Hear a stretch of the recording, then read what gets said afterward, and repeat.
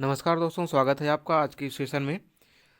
साथियों, आप में से कई लोगों ने कमेंट किया कि हमें फॉर्म भरने में परेशानियां आ रही है, तो एक वीडियो इस पर बनाया जाए कि कैसे फॉर्म भरें, उसमें क्या क्या डॉक्यूमेंट्स लगाएं, ये सारी चीज़ें हम यहाँ पर डिस्कस करने वाले हैं। हालांकि इसका जो आधा समय है वो चला गया है, लेकिन स्पीड पोस्ट के माध्यम से इसको आपको फॉर्म को इसको फिल करना है। 17 जनवरी इसकी लास्ट डेट है। तो आपका जो स्पीड पोस्ट के माध्यम से फॉर्म होता है वो अधिक से अधिक 5 से 7 दिन में कहीं भी स्पीड पोस्ट के थ्रू फॉर्म पहुंच जाता है। तो इसकी जो 17 जनवरी लास्ट डेट है वो अभी भी काफ़ी समय है। जिन लोगों ने फॉर्म नहीं भरा है वो इस वीडियो को अच्छे से देख लें और अपने फॉर्म तय समय में या टाइम पीरियड में भर कर और उसको सबमिट कर दें, स्पीड पोस्ट कर दें। तो यहाँ पर जो हम बात करने वाले हैं एडवर्टाइजमेंट नंबर 2021 के लिए जितनी भी पोस्ट हैं उसमें सबसे पहले देखिए, यहाँ पर आपका जो एप्लीकेशन फॉर्म है, जो फॉर्मेट दिया हुआ है वो आपका एप्लीकेशन फॉर्म में ही दिया हुआ है। आपका ये जो कंट्रोल नंबर है इसको आपको कुछ नहीं भरना है। यहाँ पर आपको ये लिखा हुआ फॉर ऑफिशियल यूज, ये आपको वहाँ पर बीआरओ वाले भरेंगे। यहाँ पर जो भी आपका कंट्रोल नंबर होता है वो लोग आपको कंट्रोल नंबर देते हैं। फिर दूसरी बात है, पहला जो कॉलम है आपका वो है name of post. Name of post आपको कैपिटल लेटर में भरना है। जैसे अगर मान लीजिए आपने भरा व्हीकल मैकेनिक, तो VEHICLE सारे के सारे यहाँ पर आपको फिल करना है, व्हीकल मैकेनिक। ठीक है। दूसरा नंबर है, दूसरा कॉलम है आपको serial number of post in advertisement. यहाँ पर आपको सीरियल नंबर, जैसे व्हीकल मैकेनिक का जो सीरियल नंबर है मैं आपको दिखाता हूँ। व्हीकल मैकेनिक का सीरियल नंबर यहाँ पर देखिए, जो व्हीकल मैकेनिक का सीरियल नंबर यहाँ है तीसरे नंबर पर। तो आपको सेम टू सेम वहाँ पर लिखना है 3, सिर्फ 3 अंक लिखना है, बाकी कुछ नहीं। ठीक है। ये दो कॉलम आपको हुआ। Recruitment centre GRF centre Pune, ये आपको लिखा हुआ है, इसमें आपको कुछ नहीं करना है। फिर अगला कॉलम आता है कैटेगरी इन विच अप्लाइड। ठीक है। कैटेगरी इन विच अप्लाइड, यदि आप जनरल में अप्लाई कर रहे हैं, EWS में, SC ST यानी किसी भी कैटेगरी में, तो आपको सिर्फ एक कैटेगरी में टिक करना है, जिस भी कैटेगरी में आप अप्लाई कर रहे हैं। यदि आप सामान्य वर्ग के हैं तो सामान्य में आपको टिक करना है, SC के हैं तो आपको SC में टिक करना है।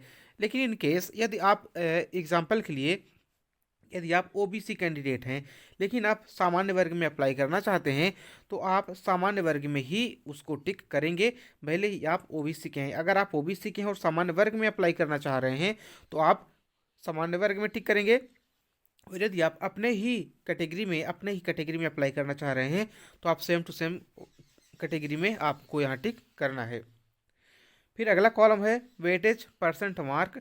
तो यहाँ पर percent of marks obtained in essential educational या टेक्निकल क्वालिफिकेशन, यहाँ पर जो है आपका इस कॉलम में आपको ITI का आपने परसेंट भरना है, क्योंकि ITI आपकी इसेंशियल क्वालिफिकेशन या अनिवार्य योग्यता रखी गई है।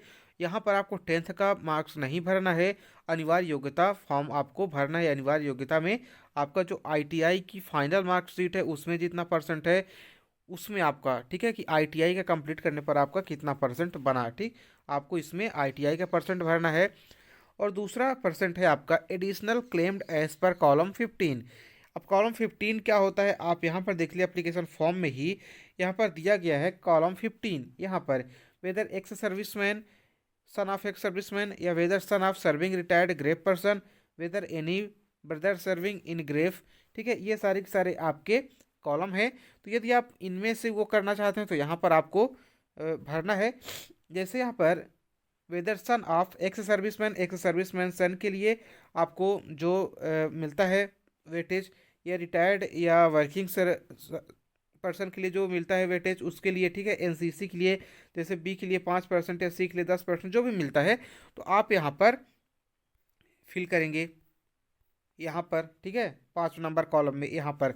और नहीं फिल करना है तो आपको या इसको खाली छोड़ देना है, कुछ नहीं करना है, और टोटल यहाँ पर आपको लिख देना है जो भी आपका होगा। फिर अगला है 6वां column, whether belong to minority if yes which community. यदि आप माइनॉरिटी से, माइनॉरिटी किसको बोलते हैं, मुस्लिम, क्रिश्चियन, सिख, बुद्धिस्ट, ये जितने भी यहाँ पर दिए हुए हैं, यदि इन किसी में से भी किसी कम्युनिटी से आप आते हैं तो आप यहाँ पर एस या नो करेंगे। यदि आप आते हैं तो एस लिखेंगे, अदरवाइज नो कर देंगे। ठीक है, या कि छोड़ देंगे, कोई दिक्कत नहीं है। फिर अगला है whether belong to economic weaker section EWS से। यदि आप EWS से आते हैं तो एस पर टिक करेंगे, अगर नहीं आते हैं तो नो से टिक करेंगे। ठीक, फिर सातवां कॉलम है वेदर बिल, ये आठवां कॉलम है नेम ऑफ कैंडिडेट। यहाँ पर आपकी अब तक जो आपने भरी वो बहुत ही इंपॉर्टेंट जानकारी थी। अब आपका नेम ऑफ द कैंडिडेट भरना है इन ब्लॉक लेटर। ये 10th में जिस तरह से आपका नाम लिखा हुआ है उसी तरह से आपको यहाँ पर फिल करना है। फिर फादर का नेम वो भी आपको कैपिटल लेटर या ब्लॉक लेटर में फिल करना है। फिर आपका है 10th का यानी कि डेट ऑफ बर्थ है, जो कि आपको जितनी भी आपको डिटेल फिल करनी है, आपका नेम, फादर का नेम, डेट ऑफ बर्थ, वो सारा का सारा आपके 10th मार्कशीट के अनुसार फिल करना है। जो भी आपका डेट ऑफ बर्थ है वो आपको इसमें फिल करना है। यदि किसी का मान लीजिए आपका 15 अगस्त 2000 है, ठीक है, तो यहाँ पर आपको लिखना है 15 अगस्त में 08 और फिर यहाँ पर है 2000, ठीक है। अगर मान लीजिए किसी का है 8 अगस्त, ठीक है, कितना है 8 अगस्त 2002, ठीक है, तो 8 अगस्त, तो आपको यहाँ पर 8 अगस्त, यहाँ पर सिर्फ 8 या कि फिर इस तरह से यहाँ पर 8 नहीं लिखना है। 8 है तो आपको यहाँ पर 0 लिखेंगे, फिर यहाँ पर 8 लिखेंगे, उसके बाद अगस्त है तो यहाँ पर भी 08 इस तरह से लिखेंगे और फिर आपका 2002 इस तरह से आपको डेट ऑफ बर्थ फिल करनी है। फिर अगला कॉलम है permanent address, home address with pin code. तो आपका जो भी एड्रेस होगा आप यहाँ पर फिल करेंगे। आपका स्टेट जो भी होगा, उत्तर प्रदेश, मध्य प्रदेश, राजस्थान, और आपका पिन कोड, आपके एरिया का पिन कोड जरूर फिल करें, नहीं तो आपका कितना भी फॉर्म सही भरा हुआ है आपका फॉर्म रिटर्न नहीं आएगा, एडमिट कार्ड आपके नहीं आएंगे। तो एड्रेस और पिन कोड आप जरूर फिल करें। पिन कोड बहुत ही ज़्यादा ज़रूरी है, ठीक है। और ये दोनों एड्रेस आप अपने अनुसार फिल कर सकते हैं। आपका परमानेंट एड्रेस का होगा, यानी कि जो आधार कार्ड का एड्रेस है वो आपका परमानेंट एड्रेस कहलाएगा, और प्रेजेंट एड्रेस यानी कि आप जहाँ रह रहे हैं या आप चाहें तो आप दोनों भी सेम कर सकते हैं। फिर अगला है एप्लीकेशन फ़ी डिटेल्स। जो एप्लीकेशन फ़ीस है, यहाँ पर जो एप्लीकेशन फ़ीस है वो शायद SC ST के लिए नहीं लग रही, तो अगर आपको फ़ीस नहीं लग रही तो आपका ऊपर कैटेगरी डाला हुआ है, तो आप यहाँ पर लिख सकते हैं जिनको फ़ीस नहीं लग रही है वो आप यहाँ पर NA लिख सकते हैं, नॉट अप्लीकेबल, ठीक है, NA नॉट अप्लीकेबल लिख सकते हैं जिनकी फ़ीस नहीं लग रही है। और जिनकी फ़ीस लग रही है तो आप यहाँ पर लिख सकते हैं नेम ऑफ द बैंक, जिस भी बैंक से आप फीस पेमेंट कर रहे हैं। ऑनलाइन पेमेंट रेफरेंस, जो आपका ऑनलाइन पेमेंट रेफरेंस होगा वो एक नंबर मिलता है, ट्रांजैक्शन नंबर जिसको बोलते हैं, तो उसको यहाँ पर आपको फिल करना है। और ट्रांजैक्शन डेट, जिस भी आपको पेमेंट, जिस दिन आप या जिस तारीख को आप पेमेंट कर रहे हैं, और अमाउंट यहाँ पर आपकी फ़ीस कितनी है 50 रुपये, तो आपको यहाँ पर अमाउंट 50 डालना है। ठीक, फिर यहाँ पर अगला है 14th number, if candidate belongs to more than one category mention in para 4 he may indicate his dual triple category separately in the following boxes using their abbreviations। यदि आप पैरा 4 में यदि किसी और कैटेगरी से बिलोंग करते हैं तो आप यहाँ पर फिल कर सकते हैं। अब आप देख सकते हैं कि पैरा 4 क्या दिया हुआ है, ठीक है। पैरा 4 में कैटेगरी इन विच अप्लाइड, पैरा 4 में यानी कि आप ग्रेफ, वार्ड, आर्मी पर्सन या कुछ भी हैं तो आप वहाँ पर फिल कर सकते हैं, अदरवाइज उसको खाली छोड़ सकते हैं, ये कॉलम नंबर 14 को, ठीक है। फिर अगला है 15 नंबर कॉलम है वेदर एक्स सर्विस में, यदि आप हैं तो एस करें, अदरवाइज नो पर टिक करें। यदि आप नहीं हैं या इसी तरह से जिसमें जिसमें आप कहें, जैसे whether son of serving retired GREF person, यदि आपके फादर ग्रेफ में अभी नौकरी कर रहे हैं या नौकरी करके रिटायर हो चुके हैं तो आप यहाँ पर एस करेंगे, अगर नहीं है तो आप नो करेंगे।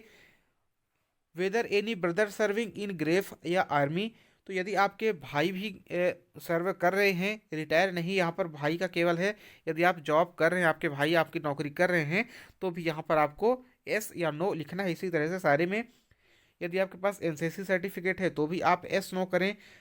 NCC सर्टिफिकेट किसी भी तरह का है तो आप इस तरह से कर सकते हैं, जम्मू कश्मीर में आपका निवास था या स्पोर्ट्समैन है, इस तरह से सारे के सारे कर सकते हैं। लेकिन यहाँ पर ये स्पोर्ट्समैन के लिए है, यदि आप स्पोर्ट्समैन हैं, यदि आप एस करते हैं तो यहाँ पर अगर आप नो करते हैं तो कोई बात नहीं, ठीक है। लेकिन यदि आप स्पोर्ट्समैन हैं और आप एस करते हैं तो आपको यहाँ पर क्या करना है, राइट 1 फॉर स्टेट लेवल। यदि आप स्टेट लेवल पर खेल रहे हैं तो आपको यहाँ पर 1 भरना है। यदि आप डिस्ट्रिक्ट लेवल पर खेल रहे हैं तो आपको 2 भरना है। और यदि आप यूनिवर्सिटी लेवल पर खेल रहे हैं यानी कॉलेज के लेवल पर तो आपको यहाँ पर 3 भरना है, इस तरह से। फिर अगला है supporting document issued by component authority. अब यहाँ पर यदि आप अपने खेल में भरें कि आप स्पोर्ट्स पर्सन हैं तो आपको यहाँ पर एक डॉक्यूमेंट भी लगाना होगा, जो भी आपका सर्टिफिकेट होगा वो भी आपको लगाना होगा। अब अगला है इसेंशियल क्वालिफिकेशन में यहाँ पर आपको 10th क्लास और ITI का फिल करना है। और इसके अलावा यदि आपके पास कोई एक्स्ट्रा क्वालिफिकेशन है, डिप्लोमा है, डिग्री है, तो आपको यहाँ पर यानी कि इस फील्ड में उसको फिल करना है। ठीक है। और पहले फील्ड में 10th ITI और उसके बाद 12th फिल कर सकते हैं। और बाकी की जितनी भी क्वालिफिकेशन है आपको इस यहाँ पर टेक्निकल एजुकेशन में फिल करनी है। अगला है पर्टिकुलर ऑफ ड्राइविंग लाइसेंस। यदि आप व्हीकल ड्राइवर के लिए अप्लाई कर रहे हैं, ड्राइवर की पोस्ट के लिए, तो आपको यहाँ पर फिल करना है कि यदि आपके पास लाइसेंस है, लाइट मोटर व्हीकल का है, हैवी मोटर व्हीकल के लिए, किसी के लिए भी है, तो आपको यहाँ पर टिक करना है। और आपको डेट ऑफ इशू यानी कब आपका लाइसेंस बना था, किसके द्वारा बना था, यानी कि कहाँ से आपका लाइसेंस बना है, कब तक वैलिडिटी है आपकी, इनिशियल वैलिड पीरियड यानी कि कब तक है, और रिन्यूअल कब तक का है। ठीक है। यदि आपका रिन्यू होता है तो कब तक का रिन्यू होता है, ये सारी चीज़ें आपका इसमें भरना है। फिर अगला है टोटल एक्सपीरियंस। तो टोटल एक्सपीरियंस में क्या है कि आप यदि कहीं पर काम किए हुए हों तो आप वहाँ पर जैसे कुछ के लिए सर्टिफिकेट एक्सपीरियंस मांग रहा है, तो यदि आप एक्सपीरियंस किए हुए हैं तो आपका एक्सपीरियंस की यहाँ पर आपको फिल करना है। जहाँ आप जॉब कर रहे हैं तो उस कंपनी का नाम या उस संस्था का नाम, कब से, यानी कि यहाँ पर कब से, फ्रॉम और टू कब तक किए हैं, आपके काम का वर्ग क्या था, यानी कि आप क्या काम करते थे वहाँ पर, आपकी मंथली सैलरी कितना थी, यह परमानेंट था या टेम्परेरी था, ये सारी चीज़ें यहाँ पर भरना है। फिर अगला है only for BRO labour CPL experience. यदि आप BRO में काम कर चुके हैं तो उसके लिए यहाँ पर है कि किस यूनिट में काम करते थे, कब से कब तक काम है, और टोटल कितना है आपका काम, मंथ है या ईयर। ठीक है। किस ट्रेड में करते थे, प्रेजेंट स्टेटस क्या आप कर रहे हैं या छोड़ चुके हैं, ये सारी चीज़ें, ये चीज़ हो गई। फिर डिक्लेरेशन में आपको कुछ नहीं करना है। यहाँ पर आप देखेंगे, यहाँ पर प्लेस है आपका, जो परमानेंट एड्रेस फिल करेंगे या जो प्रेजेंट एड्रेस फिल करेंगे उसके अनुसार आप अपना प्लेस भर दें कि कहाँ से आप फॉर्म अप्लाई कर रहे हैं, और डेट जिस दिन आप फॉर्म फिल करेंगे उस दिन आपको डेट यहाँ पर मेंशन करनी है। और यहाँ पर बाएं हाथ का अंगूठा, लेफ्ट हैंड थंब इम्प्रेशन, बाएं हाथ का अंगूठा, और यहाँ पर आपकी सिग्नेचर फिल करनी है। ठीक है। ये था आपका पूरा कंप्लीट फॉर्म।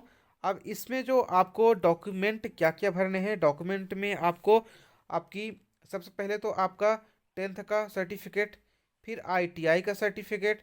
यदि आप किसी कैटेगरी में अप्लाई कर रहे हैं, यानी कि आप SC ST OBC EWS में अप्लाई कर रहे हैं, तो आपको वो सर्टिफिकेट चाहिए। यदि आप उसमें अप्लाई नहीं कर रहे हैं तो आपको, यानी कि अगर आप सामान्य में अप्लाई कर रहे हैं तो आपको कास्ट सर्टिफिकेट की ज़रूरत नहीं है। लेकिन यदि आप सामान्य के अलावा किसी भी कैटेगरी में अप्लाई कर रहे हैं, चाहे वो EWS हो, SC ST OBC हो, एक्स सर्विसमैन हो, तो आपको वो सारे यानी कि सर्टिफिकेट लगाने होंगे। यदि आप एक्स सर्विसमैन के बच्चे हैं, यानी कि आपके फादर, यदि आप ये फादर आपके उसमें काम कर रहे हैं या कर चुके हैं, तो आपको उनका सर्टिफिकेट भी एक लगाना पड़ेगा। एक बनता है अलग से उनका सर्टिफिकेट, वो आपको लगाना पड़ेगा। उसके अलावा आपकी जो यदि आप हायर क्वालिफिकेशन किए हुए हैं, यानी कि 12th है, आपका डिग्री है, तो वो भी आप लगा सकते हैं। इसके अलावा आपका निवास, ठीक है, निवास आपका ज़रूरी है। डोमिसाइल, आप किस स्टेट के रहने वाले हैं, आपका एक आधार कार्ड, इतनी सारी चीज़ें आपको यहाँ पर लगानी है। इसके अलावा आपने जो फीस पेमेंट की है, तो फीस पेमेंट की भी आपको एक रिसिप्ट लगानी है, क्योंकि यहाँ पर साफ लिखा हुआ है proof of online transaction to be attached with application form, यानी कि एप्लीकेशन फॉर्म के साथ आपका जो ऑनलाइन ट्रांजैक्शन है उसकी रिसिप्ट आपको अटैच करनी है। यहाँ पर आप किसी भी कैटेगरी में आते हैं, चाहे सन ऑफ एक्स सर्विसमैन हो, या कि फिर NCC सर्टिफिकेट होल्डर हो, या स्पोर्ट्समैन हो, किसी भी कैटेगरी में आते हैं वहाँ पर आपको सर्टिफिकेट लगाना है। कुल मिलाकर आपका जिसमें भी आप एस कर रहे हैं, जिसकी डिटेल आप फिल कर रहे हैं, वो आपको सर्टिफिकेट यहाँ पर लगाना पड़ेगा। इसके अलावा यहाँ पर जो फ़ोटो है, तो फ़ोटो आपका यहाँ पर लगाना है। ठीक है। यहाँ पर आप फ़ोटो इसके बाहर नहीं हो। ठीक है। और ख़ासकर जो आपका ये साइन का बॉक्स बना हुआ है, तो यहाँ पर आपके साइन के बॉक्स में फ़ोटो नहीं आना चाहिए, और आपकी जो साइन है केवल इसी बॉक्स में साइन होनी चाहिए। ठीक। ये था आपका एप्लीकेशन फॉर्म। अब इसके बाद आता है आपका एडमिट कार्ड। एडमिट कार्ड में आपका फ़ोटो लगा दिए आप, जो फ़ोटो आपका वहाँ एप्लीकेशन फॉर्म में लगा वहीं पर वही फ़ोटो आपका एडमिट कार्ड में लग गया। और यहाँ पर आपको फिल डिटेल फिल करनी है, आपका नेम, फादर नेम, आपका एड्रेस, और पोस्ट, डिस्ट्रिक्ट, पिन कोड, ये सारी चीज़ें आपको यहाँ पर फिल करनी है। और इसके अलावा यहाँ पर आपको साइन करनी at the time of submission of application form.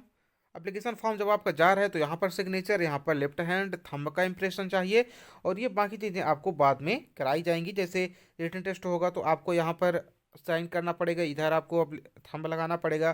फिर आपका फिजिकल होगा तो इधर, और उसी तरह जब प्रैक्टिकल होगा तो आपका इधर। ठीक है, ये था आपका एप्लीकेशन फॉर्म फिल करने का पूरा पूरा प्रोसीजर। ठीक है, उम्मीद करता हूँ कि आप लोगों को समझ में आ गया होगा। तो जिन लोगों ने अभी तक फॉर्म नहीं फिल किए हैं वो अपने फॉर्म फिल कर लें और टाइम से उसको स्पीड पोस्ट भी कर दें।